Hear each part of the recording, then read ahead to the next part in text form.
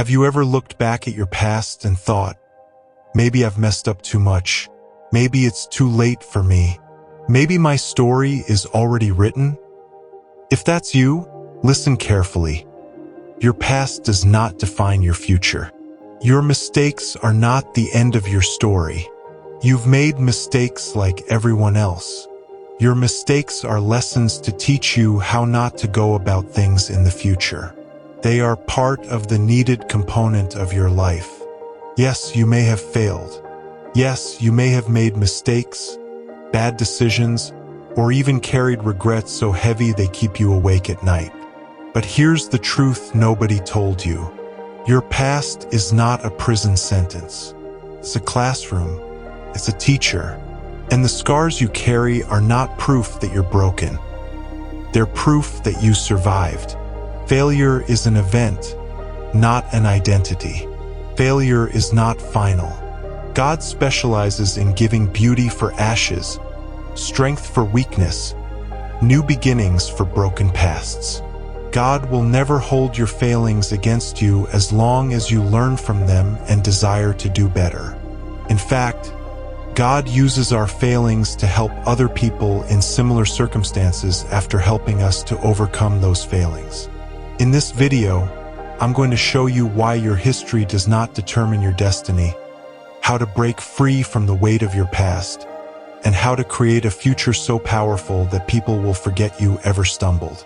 Stay with me, because what you're about to hear could rewrite the story of your life. Imagine waking up tomorrow without the weight of your past pulling you down.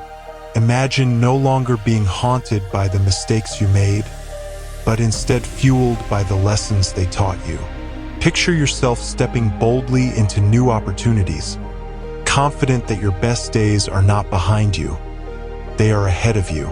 That's the outcome of this message. Freedom from the chains of your past. Freedom to dream again, to rise again, to reinvent yourself. History is full of people who proved that the past cannot hold you hostage. Every great person in life at one point or the other have had to let go of their failings, errors, and mistakes. Learn from them and use the wisdom acquired from the experience to build the future of their dreams. There can be no success without failure.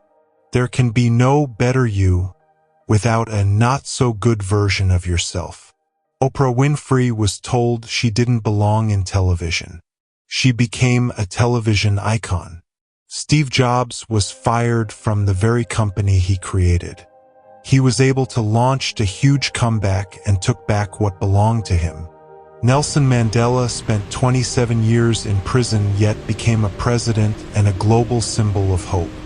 Their pasts could have defined them, but they chose to rise above. And so can you. Now let's be real. If breaking free from your past was easy, everyone would do it. The reason many people stay stuck is because of three big obstacles.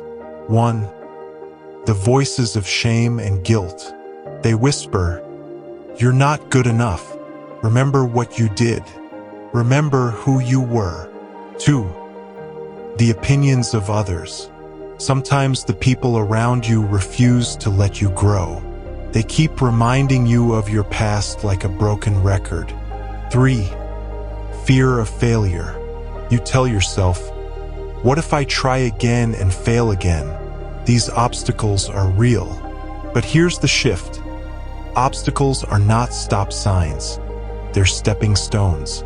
The very thing that you think disqualifies you can become the reason someone else finds hope through your story. Your past is not the problem. What you make of it is the issue. If you make your past a prison, it will limit you and hold you back from a better future. But if you make your past a learning board, choosing not to repeat mistakes but to learn from them and do better going forward, if you use your past failings to train and build yourself into the person you have always wanted to be, then your past becomes a blessing in disguise. Your failure becomes a success.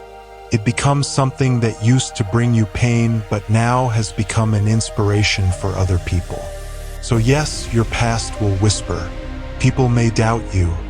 Fear will try to paralyze you. But what matters is not where you've been, it's where you decide to go next. Here's the truth. Your past is a place of reference, not residence. New beginnings are possible. Don't let your history hold your destiny hostage. Never allow your past to hold you in prison. Reconcile with your past and make it a stepping stone to the future you desire. Allow God to give you a new beginning by forgiving yourself of the past. The fact that you're still alive means your story is still being written.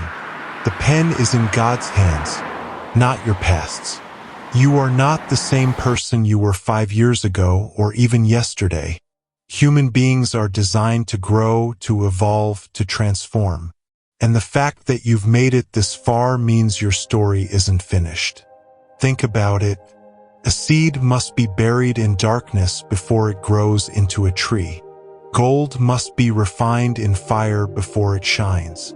A diamond is formed under extreme pressure. Your past struggles, failures, and mistakes were not meant to destroy you. They were meant to shape you. They were preparing you for the person you are becoming. Another truth, people will try to label you based on your history. They'll say, "You'll never change," but people are not your author. They don't hold the pen. You do. And the moment you decide that your future matters more than your past, everything changes. The power to rewrite your story is already inside you. So, how do you stop letting your past define your future? Let me give you 5 powerful steps. 1. Acknowledge, don't deny. Face your past honestly. Own your mistakes, but refuse to let them own you. You can't heal from what you hide. 2. Rewrite the meaning. Instead of saying, "I failed," say, "I learned." Your past is not failure, it's feedback. Reframe it as training for your future. 3. Surround yourself with growth-minded people. If your circle only reminds you of who you used to be, find a new circle that inspires who you're becoming. 4. Set a vision for your future. Don't just run from the past. 5. Take small daily steps. Transformation doesn't happen in one leap. It happens in consistent steps. Every day, choose actions that align with the future you want. Isaiah 43 verses 18 to 19 says, "Forget the former things. Do not dwell on the past. See, I am doing a new thing." Your history doesn't limit your destiny. Your past doesn't define you, your purpose does. Remember, the best way to silence your past is to build a future so strong that your past loses its power. Your past is a chapter, not the whole book. Your past is a scar, not a definition. And your past is a lesson, not a life sentence. You may have stumbled, but you are still standing. You may have been broken, but you are still breathing. And as long as you are breathing, your story is still being written. Don't quit now. Don't let yesterday steal tomorrow.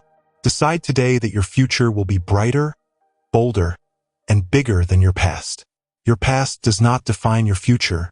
Your choices today do. If you have been inspired by this video, please like, comment, share, and subscribe.